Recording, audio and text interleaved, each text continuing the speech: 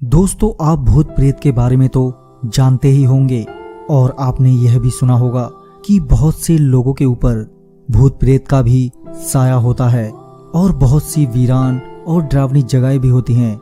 लेकिन अगर ऐसी जगहों पर इंसान अकेला हो और उसे कई भूतों का साया नजर आ जाए तो सोचो उस समय उस अकेले इंसान की क्या हालत होगी।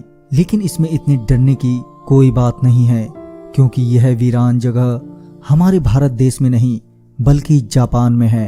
हाँ, यदि आप जापान में रहते हैं तो जरूर आपको डरने की नौबत आ सकती है। लेकिन इस वीडियो में आगे बढ़ने से पहले अगर आपने हमारा चैनल सब्सक्राइब नहीं किया है तो कर लें और साथ ही बेल आइकन को भी जरूर दबाएं। जिस जगह के बारे में हम बात कर रहे हैं उस जगह को तोहोकू के नाम से जाना जाता है, जहां पर भूतों का जमावड़ा रहता है। ऐसा उन लोगों का कहना है जिन्होंने इस जगह पर ऐसी रूहानी ताकतों को महसूस किया है और उन्होंने उन्हें देखा भी है। लोगों का कहना है कि जापान में सन 2011 में भयंकर सुनामी आई थी जिसमें कई लोग मारे गए थे।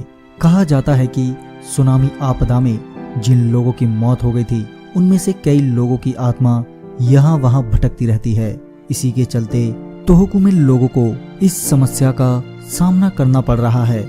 यहाँ के लोगों का कहना है कि आपको भूत प्रेत कहीं भी मिल सकते हैं। अगर आप किसी भी चौराहे से निकल रहे हो तो आपको भूत दिखाई दे सकते हैं जो आपसे लिफ्ट भी मांग सकते हैं। गाड़ी चलाते समय भले ही आप किसी को लिफ्ट ना दें, लेकिन जब आप आगे बढ़ेंगे तो आपको अपनी गाड़ी में किसी के बैठने का एहसास जरूर होगा कि आपकी गाड़ी में कोई बैठा हुआ है।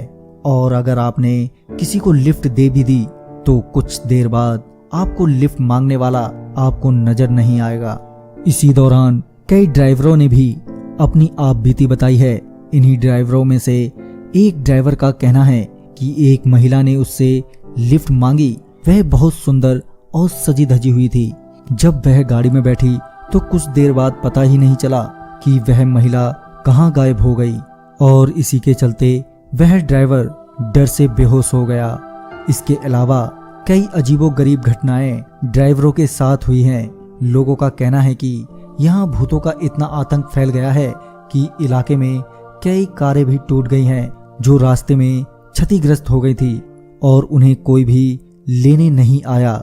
अगर आप इस जगह पर जाएंगे तो आपको वह टूटे हुए वाहन दिख जाएंगे जो क्षतिग्रस्त हो गए थे। यही नहीं, कई बार यहाँ पर चलने वाले वाहन अचानक ही दूसरे रास्ते पर चलने लगते हैं, जबकि ड्राइवर के मुताबिक उसने कुछ भी नहीं किया हो। कार अपने आप गलत दिशा में चलने लगती है। आखिर ऐसी स्थिति में ड्राइवर भी क्या कर सकता है। वह डर से और भी भयभीत हो जाते हैं कि हमें भी कुछ ना हो जाए। तो दोस्तों, अगर आप जापान में रहते हैं तो जरा संभल कर चलना, कहीं यह घटना आपके साथ ना हो जाए। तो मैं आपका दोस्त राजकुमार फिर मिलता हूँ एक नई वीडियो के साथ। तब तक के लिए बाय, टेक केयर।